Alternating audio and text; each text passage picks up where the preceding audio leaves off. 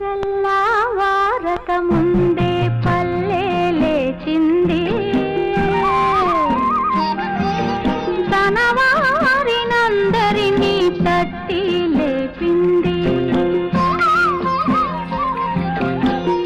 ఆదమరచి నిద్రపోతున్న తల్లి కోడి అదిరిపడి మేల్కొంది, అదే పనిగా కూసింది. తెలుగు దుస్తులేసుకొని సూర్యుడు తూర్పు తలుపు తోచుకొని వచ్చాడు.